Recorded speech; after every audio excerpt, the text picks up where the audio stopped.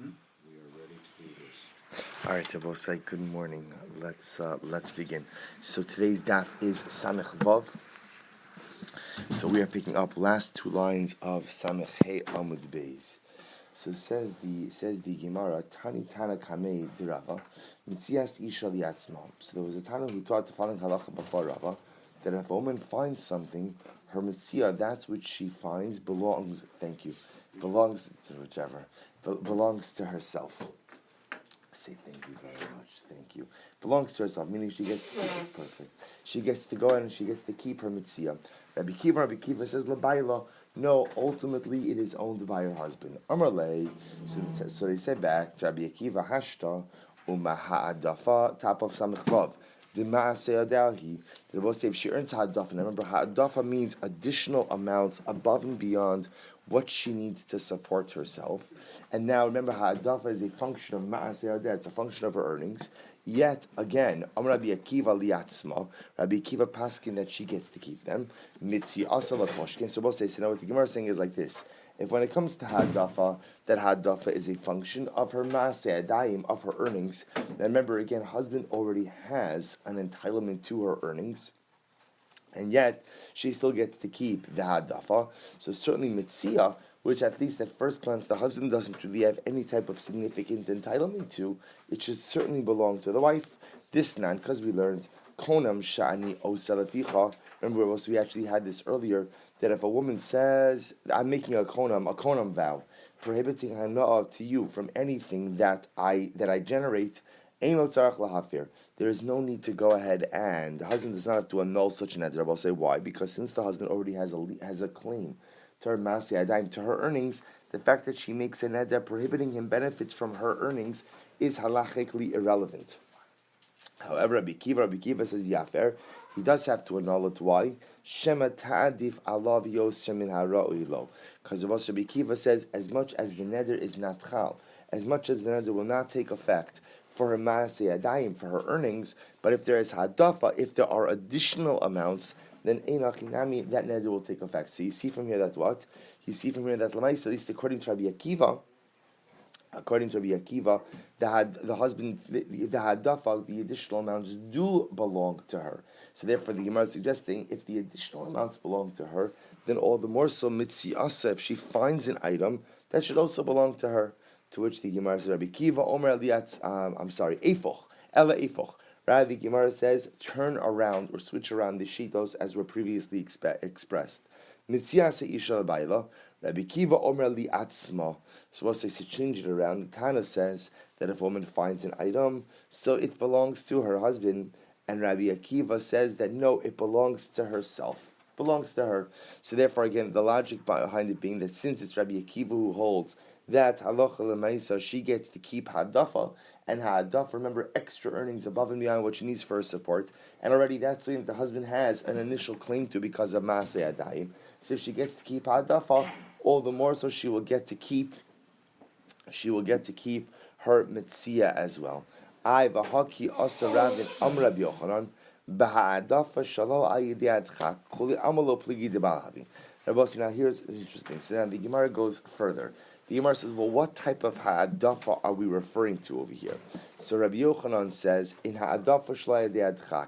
That is interesting. If she generates extra income without additional effort. Sounds like one of those infomercials, right? She generates additional income without additional effort. Now, what does this mean? Look at Rashi.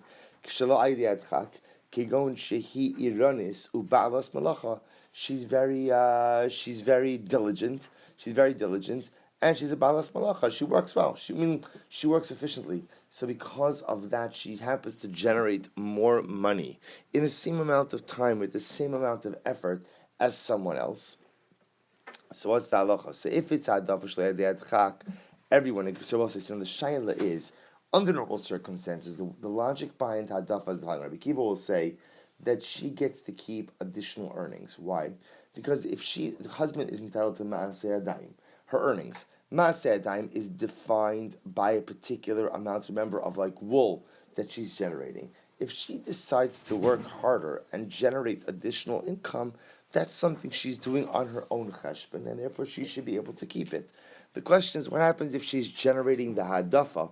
What happens if she's generating the hadafa, but she's generating the hadafa in the amount of time that it takes to generate ma'aseh yadayim? But she's doing it because she's extra vigilant or extra diligent. So the shaila is, who's entitled to that money?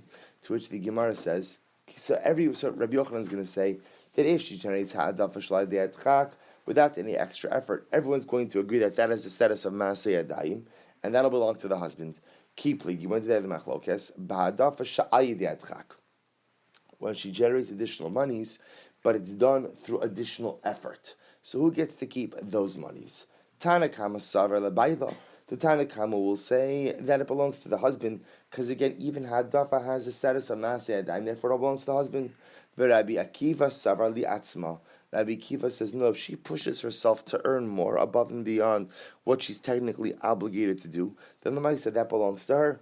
Amar Papa mitziasa b'ha'adafa shelo ayedei dami.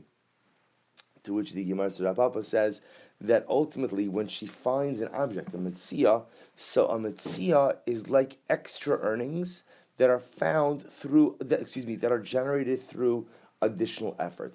Look at Rashi. Umeshani Amra Papa mitziasa ka'adafa sha'ai de'adchaki. We'll say generally, in order to find objects, you have to look for them. Kigon dogim shenishru bayabasha, like fish that washed up on the shore.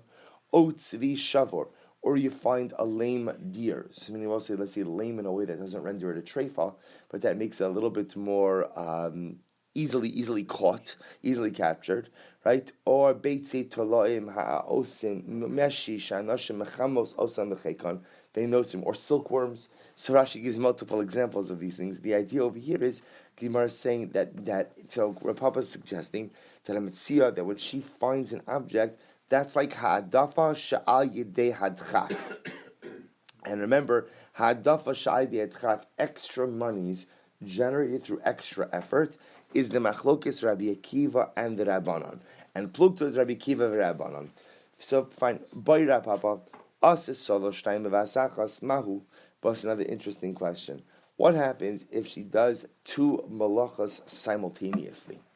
Right? What happens if she does two things simultaneously, and therefore again she generates additional monies? What is the status of that additional money? So by Ravina, similarly Ravina asked, Shlosha odalad b'vasachas mahu. What happens if she's exceptionally talented and she does 3 or 4 things at once? Suppose I say, so what is the status of those monies? Does that have the status of ha'adafa ayedei adchak, ha'adafa shelo ayedei adchak? We'll say, look at Rashi for just a moment. What does it mean she's doing 2 or 3 or 4 things at once? Shomeres kishuin, she's going ahead and she's a cucumber watchman. Tava b'pishtan, she's weaving flax. Melamedes shir l'nashim, at the same time she's teaching a women's song group, bischar for money. Omem chamamos beitzim b'cheika, o beitzei talam ha'osim meshi, and she's going ahead and she's warming eggs that are about to hatch, or she's going ahead and she's working with silkworms. So we'll say she's doing a whole bunch of stuff at the same time. So the shaila is, Rashi says, Mahu mi havi ka'idiyadchak olo. Is that called, so we'll say, obviously she's going to generate more than the required ma'aseh yadayim. But yet at the same time, it's all happening simultaneously. See, we'll say, the classic understanding of ha'adafa is what? Overtime.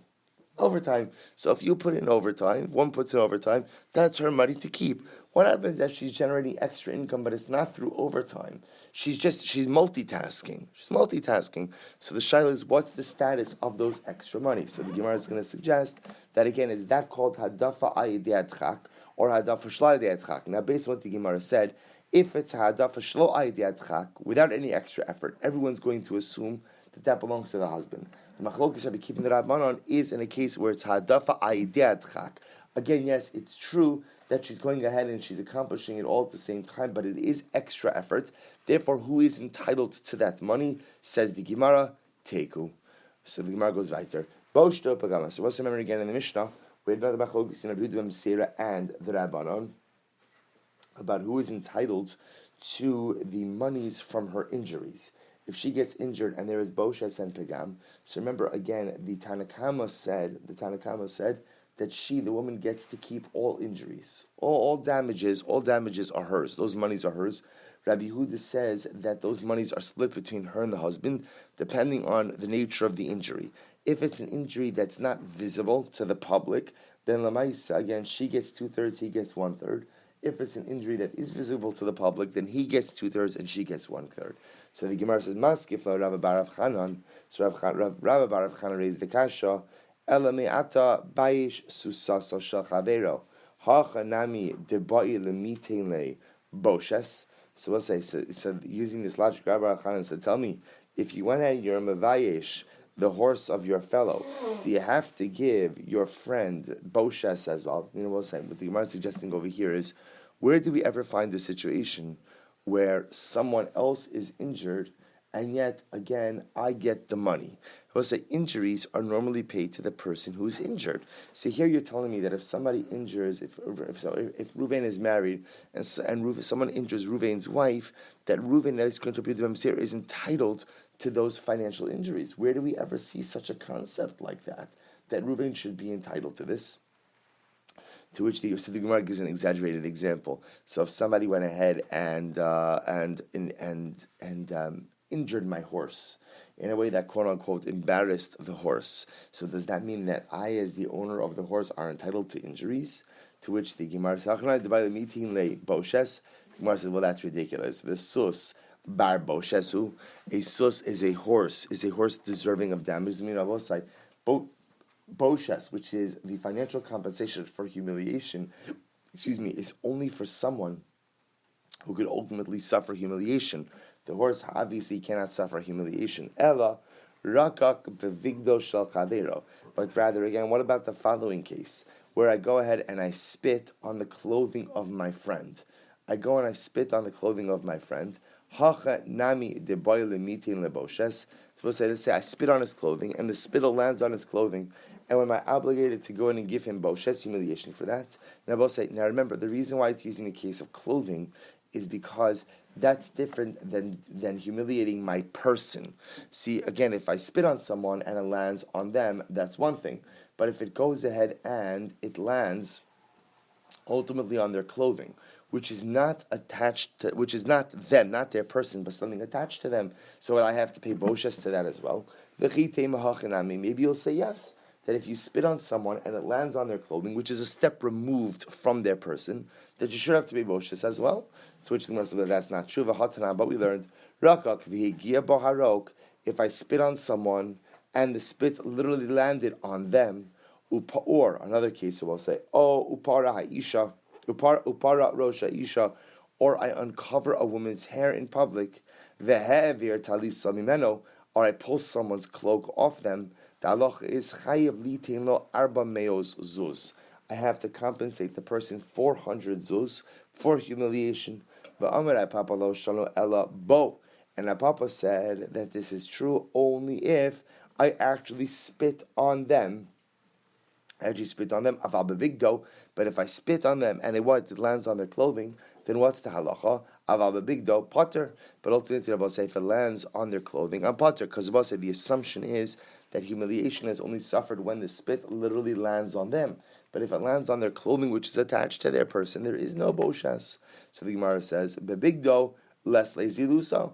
That's because if something lands on my clothing, ultimately, again, I don't suffer degradation. Since it's not on my body, it's not degrading. On my clothing, there's no degradation. Ishto is lazy lusa. But Rabbi says something happens to my wife that is degrading for me. Amali Ravina the Ravashi. So Ravina said to Ravashi, well, if that's the case, Elame Ata Biesh Ani Ben Tovim. The isluhu zelusa lekulum b'nei mishpacha hachanami debayli mitin lo boshes l'chol b'nei mishpacha. So I say, if you have a very prominent family, and lemaisa, there one of the members of the family is a pauper, and I go ahead and I'm mavayish that pauper.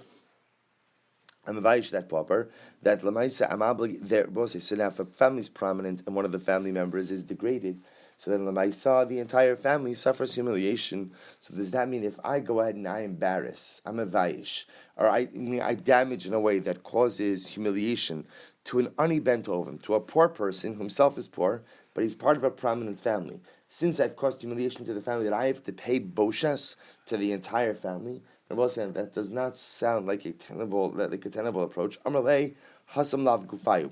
No, the difference over there, Rabbi say, is as much as that ani is part of the prominent family. He's not an extension of that family.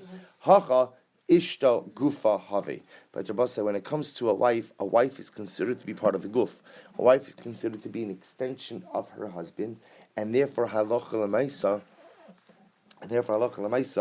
Any boshes suffered by the wife is automatically felt by the husband.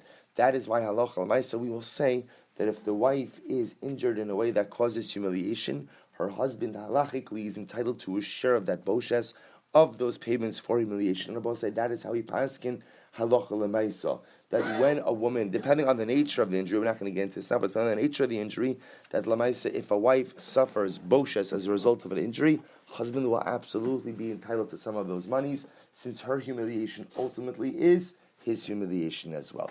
That is a unique halacha by the husband-wife relationship that will not apply to any other relationship. Under normal circumstances, it is only the person who is injured who gets the boshes, but other parties, even if they are related or even if somehow they suffer humiliation as well, are not entitled to any of those monies. Says the Mishnah. Is the amount of money only measured by the woman's humiliation, or do you pool together the wife's and the husband's? So it's a very good question. So once we're saying that the husband is sharing in the monies, then it sounds like the valuation of humiliation is also based on him. It's not. That is correct. That is correct. The unique halacha here. That is a very good observation. Correct.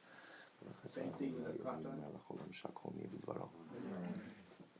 There is no boshes for a katan. No boshes for a katan. Only boshes for adults. Why? I'm sorry? Why is that? Because a katan is a katan. Says the Mishnah, now because again, the same way that a katan doesn't have capacity, boshes is suffering humiliation. That requires a certain level of cognition. Right, that's like a horse. It's like a horse. The same way that the horse doesn't have boshes, katan doesn't have boshes either. Says the Mishnah, both say, don't worry, we will get our fill of boshes. I mean, that doesn't sound right, but we will get our fill of boshes when we get to Baba Kama, we'll see. So it says the Mishnah, Haposek ma'os l'chasna, both listen to this. A father-in-law agrees to give his son-in-law a particular dowry, umes, and then the son-in-law dies. And I will say, now this is assuming Erisin occurred, son-in-law dies after Erisin, before Nisuin. Amru chachamim yach, so we'll say, so now what happens? Now the wife, the daughter, is going to fall for Yibum before her husband's brother.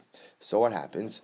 Amru chachamim yachol hu shiomer la'achicha yisirot zelitain u'lecha ef shilitain. So the father-in-law can say, look, I'm not giving you Yavam, I'm not giving you that dowry. I was willing to go ahead and give your brother, I liked him. I was willing to go ahead and give him this significant amount of money, but for you, I am unwilling to go ahead and give that money. Paskal hachnis lo elef dinar. Now, it's very interesting halacha. If let's say they were posting, they established to go ahead and bring into the marriage 1,000 dinar. This was her dowry. Who posted connect on chamesh shemana? Well, so this is very interesting, as we're going to see that lamaisa, whenever a woman brings in cash to a marriage, husband agrees to not only secure that amount of cash, but he adds on 50% to that principal and guarantees the additional 50%. So, for example, if she brings in 1,000 dinar, in the ksuva, he agrees to secure 1,500 dinar. Then Abba said, now the logic behind that is that since she is bringing in a liquid asset, that liquid asset will be readily available to use for business and for generating profit. Therefore, because again, he'll be able to generate profit with that money. Therefore, again, in the ksuva, he secures this additional line. And so remember, when we say he secures, so understand what that means. What that means is that Lamaisa, for example, we spoke about Ksuvas ben Dichrin, which means that he guarantees that her dowry, her Ksuva, will be passed on to her children. So, for example, if she brings in 1,000, he's guaranteeing 1,500 in the Ksuva. But if she brings in real property, or movable property for that matter, and the property is valued at a particular amount, he goes ahead and in the ksuva secures it for 1/5 less than that amount. Because I will say, since when it comes to either real property or movable property, there will be some level of depreciation. Therefore, he's not on the hook in the ksuva for the full amount, but rather he's on the hook for the appraised amount minus a fifth. Shum b'mana v'shava mana ein lo ella mana. Rabbi says an interesting case. However, if the and I will say there's another piece of this also. The assumption is that when a woman brings in property and that property was valuated, those valuations were always what's the word? Not overestimated, inflated. Thank you. Were always inflated. Now the logic behind that is because the father-in-law, the father of the bride, wanted to make it look good that he was giving all of this money to his daughter. So therefore, Pashas, it was always inflated. So therefore, again, by undervaluing it or by securing it at a fifth less than the appraised value, what we're getting at is pretty much the real value of the asset brought into the marriage, plus taking into account any appreciation. However, shum b'mana, if the object or the item was evaluated at a mana, and let's say it really is worth a mana, then ein lo ela mana. Then in fact he will be on the hook for the mana. Shum b'mana he no senes shloshim ve'echad sela v'dina. I will say if something was evaluated, if shum b'mana, if it was evaluated at a mana, remember a mana itself is equal to 100 dinar. 100 dinar. We'll see this actually on Amud Beis. So Shumamana hino selas shloshim ve'echad sela v'dinar. So she has to give 1 1/4 mana. I will say so. That's just the same halacha that we spoke about before. Uba arba meos hino senes chamesh meos. And I will say therefore again, if he's going to secure it for 400, she has to actually give 500 worth of the asset. So we'll say, remember, all the same idea, that whenever it comes to anything other than cash, so he's going to evaluate it at 1/5 less than the actual value. Ma shechasan posek, who posek pachos chomesh. So what we just said before. So therefore, what comes out of this Mishnah is Lamaisa, two ideas. If she's bringing in cash, so he secures that cash at 50% more than the amount of cash.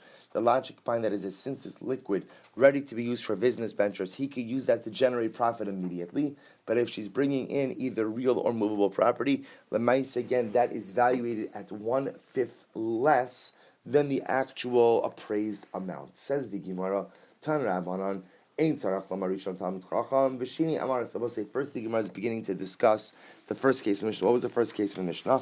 Father goes ahead and agrees to give a significant dowry to his daughter, to his future son-in-law. Then what happens? Son-in-law dies.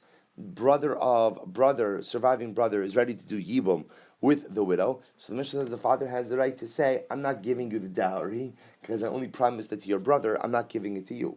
So the Gemara says this is true. It goes without saying that if the first was a Talmid Chacham and the second was an Ama Oretz, that the father does not have to honor the commitment for the dowry. Ela afilo rishon Ama Oretz sheni Talmid Chacham. But rather, again, even if the first one was an Ama Oretz and the second one is a Talmid Chacham, father could still go ahead and say, I would have liked to have given to your brother, but to you I do not want to give. In other words, once the husband dies and dowry has not yet been delivered, father has the right to say, I'm not going ahead and giving you this money. Says the Gemara, Paska lahachnis elav dinar hainu reisha. So we'll say the Mishnah seemed to go ahead and state the same exact case twice. That Paska lahachnis lo elav dinar. That again, remember the Mishnah said that if he goes ahead and he brings her, and she's going to bring in 1,000 dinar, he has to guarantee 1,500. So we'll say then the Gemara quoted this case twice. Hainu reisha, Tana shuma rabba v'katani shuma zuta, Tana shuma didei v'katani shuma dida. The Mishnah just wanted to go ahead and discuss all cases of a large amount and a small amount, or situations where the item was valuated by her versus when the item was valuated by him. Says the Mishnah, Paskal hachnis lo ksafim sal'a. So we'll say, listen to this. If, let's say, she went ahead and she established that she was going to bring into the marriage ksafim sala, which means 4 dinar, na'asa shisha. So we'll say he has to evaluate it at 6 dinar, which I will say is adding on an extra 50%. So far, same thing that we just said before. You're bringing in cash, he secures it at 50% more than its original value. Na'asa shisha dinar. Hachasan lekabel alav asar dinar lekupa lechol mana umana. Suppose an interesting case. So the chasan agrees to pay her 10 dinar for every mana that she brings in. Remember again, A mana is 100 dinar. So for every mana, for every 100 dinar that she brings in, he agrees to pay her 10 dinar for kupa. Kupa means her basket, which means for cosmetics. For cosmetics. So for every dinar that she brings in, for every mana that she brings in, he agrees to give her $10, 10 dinar for her cosmetics. Rabbi Shimon Gamliel Omer, Hakol Kamei Medina. Shimon Gamliel says, no. Everything depends. In terms of when it comes to cosmetics, everything is going to depend on the Minhag Medina. What is customarily done in this particular locale? Says the Gemara, Hainu Posei Kenegdan Chamisha Samana. So I'll say the Gemara again asks, why does this Mishnah need to restate the same thing? Meaning the previous Mishnah, we spoke about the idea that if she brings in 1,000 dinar, right? So he has to go ahead and what? He has to go ahead and secure. Sorry, he has to commit to paying her 1,500. So why do you have to repeat the same case over here? That if she's bringing in a seller, he has to go ahead and give her 16. Meaning it's the same. Why are you illustrating the same principle twice? To which the Gemara says, Tana iskaraba, v'Tana iskazuta. The Mishnah just wanted to give an example of both a large amount of money and a small amount of money. Meaning the previous Mishnah was dealing with a large amount of money, this was dealing with a small amount of money. Why do I need both? I need both cases. Why? Tana iskaraba, because if it would have just said the case of a large amount of money, dinafish revacha, because we'll say, I might have thought like this. If a woman brings in a large amount of dowry money, that gives him a large amount of venture capital. So a large amount of venture capital could what? Could generate a large amount of profit. That's when I would have thought that he'd be chayiv to secure it for an additional 50%. Aval iskazuta dezuta ravacha. But bless you, she's only bringing in a small amount of money, which means only a small amount of venture capital. How much money could he possibly generate? I might have thought that shouldn't have to be on the hook for the additional 50%. Therefore, again, both cases are necessary.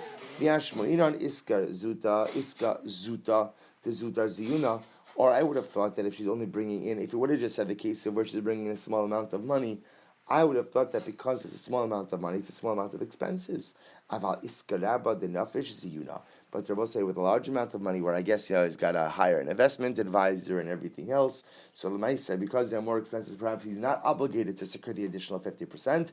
Therefore, again, tzricha. Therefore, I both say both cases are necessary to teach us that the core principle remains the same, namely that if she brings cash into the marriage, he agrees to secure that cash at a 50% premium above the amount of cash being brought in.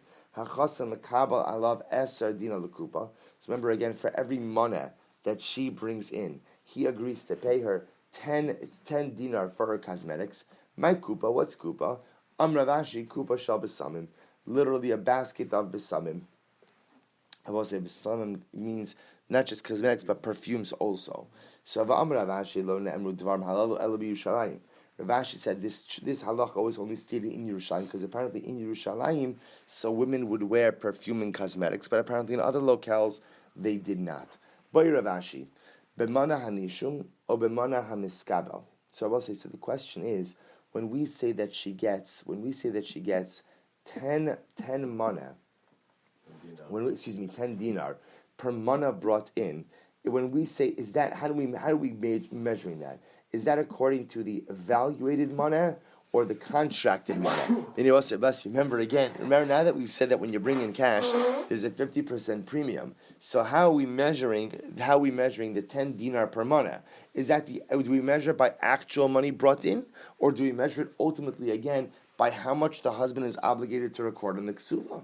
To which the Gemara says, look at Rashi, Anisham Omana Miskabel, Hi Lakomana Omana the Kamar, the Ficheshwana Shuma Kamar, or the Ficheshwa Shuma Kablon, I love Danu Pachos Chomesh. So also I said that's how much ultimately. So by the way, let me be clear. This is not just cash. By the way, this is in general with dowry. So any dowry, for every mana of dowry that she brings in, he agrees to 10 dinar ultimately of cosmetic money. So the shaila is this according to the actual value of the item or according to the amount that he guarantees in the ksuva? So if you want to say that it's in accordance with the monies or with the amount as he is mekabel it upon himself. So let's say for cash, that'll be an additional 50%. For all other property, less than a fifth. So then the question is, Yom Rishon, Ol Kol Yom Vayom. Does she get paid out? Now, we'll say Tosas understands. Let's read this, and then we'll see how Tosas understands this. So, is it every day? Is it just the first day or every day? If you want to say it's every single day, Shabbos Rishona, all call Shabbos for Shabbos. Is it only every day of the first week or every single week? If you want to say that it's every single week, Chodesh Rishon, all call Chodesh for Chodesh. Is it just the first month or is it every month? If you want to say it's every single month, Shana Rishon, all call Shana V'Shana. Is it first year, every single year? To which the Gemara says, Teku. They're both saying, if you look at Tosis says, Yom Rishon or L'chol Yom Bayom. Harbe tmios ha'elu habayos the mitin on the olam kidemas l'choshana v'shana dina l'chomana mana l'yom kama b'meheri yichla osamamon elavada nira de eser dinar yitin l'chol mana lis kashet l'olam. So we'll say, here's the interesting idea. Remember this amount that she gets for cosmetics. So remember again, this is an amount that we measure at the beginning of the marriage. The shayla the Gemara is asking is, how is it paid out? So we'll say, so for example, if she goes in and she brings in 1,000 mana. So what? I'm sorry. If she brings in, I'm getting my values mixed up. Right. So if she brings in, let's keep it easy. If she brings in 100 mana, so that means she gets 1,000 dinar for her cosmetics. So the shah the Gemara is asking is, how is that 1,000 dinar paid out? Is it spread out over the duration of the marriage? Is it payable in a one-time lump sum? Do we pay it out over a week, over a month, over a year, over years? To which the Gemara says, Teku. To which the Gemara says, well, the Mishnah doesn't give us exactly a schedule for how to go ahead and pay out this particular amount. So the Gemara goes weiter. So it's another one of these stories like we saw yesterday. There was once an episode with the daughter of Nakdimon ben Gurion. Apparently she was widowed. I'm sorry, she was not widowed. This is when she's married. She was widowed. So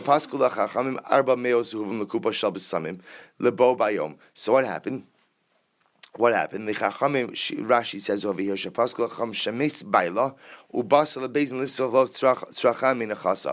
we'll say, so the daughter of Nakdim ben Gurion, her husband died, and what happened? She came to Beis Din for her cosmetics allotment. And what did they do? They gave him 400 zehuvim, 400 gold pieces per day, a huge amount of money for her cosmetics. So what happened? So she was very upset because she felt it wasn't enough. This should be the amount of money allotted to your daughters. Now she was cursing them. But they said, oh, absolutely, amen, we will take it. So okay, so the Gemara goes weiter. So it could be, first of all, it could be, in this case, maybe she was older. Maybe she was older already and she was widowed, and maybe it wasn't a Yibum case. Because remember, Rashi pointed out in the previous case the reason why they did not want to answer Amen was because the widow was a Yavam, it was a Yavama. So it could be that in this case over here she wasn't a Yavama and they were okay with saying Amen to it. So it could be. Says the Gemara also. The Gemara tells a very moving story. Tan Rabbanon, Ma'aser Rabbi Yochanan ben Zakkai, Sheyerochev ala Chamar. Rabbi Yochanan ben Zakkai was once riding on a donkey. V'hayayotze mi Yerushalayim. And he was leaving Jerusalem, and his students were following behind him. They saw a young woman who was collecting literally barley kernels from the dung of the Arabs' animals. From the dung of the Arabs' animals. So when this young girl saw Rabbi Yochanan ben Zakkai and his talmidim, literally she covered herself with her hair. She covered herself, and she stood before him. Amrlo, she said to him, such a heartbreaking story. Rabbi Parnasani, Rabbi, please feed me, support me, meaning give me tzedakah. Literally, that's how poor she's collecting barley kernels from the dung of the Arab animals. Amrlo biti mi'at. So we'll say, listen to this. So he said, my daughter, who are you? Amrlo bas Nakdimon ben Gurion ani. She said, I am the daughter of Nakdim ben Gurion. Also remember again, Nakdim ben Gurion was one of the three wealthiest men in Yerushalayim. Amar labiti, mamon shel beis avicha heichon halach. Where did your father's money go? Amrlo, Rebbe, lo kedein maslin b'Yushalayim. Do people not say the famous adage, the famous thing in Yerushalayim, melech mamon chaser? But say, listen to this. The salt for money is chaser, to make it absent. The Rebbe say, what does that mean? Salt is a preservative. The greatest preservative for money is to deplete it. Which Rebbe say is another way of saying the best way to hold on to your money is to give tzedakah. So apparently what she was saying was, my father did not give enough tzedakah. Because he did not give enough tzedakah, he lost his wealth. The others say chas chesed. No. That melech mamon chesed, that the way to go ahead and preserve your money is by using your money for chesed. See, either way she was saying, either my father didn't give enough tzedakah, or my father did not go ahead and do enough chesed with his money. What about v'shal beis chamech? What about your father-in-law's money?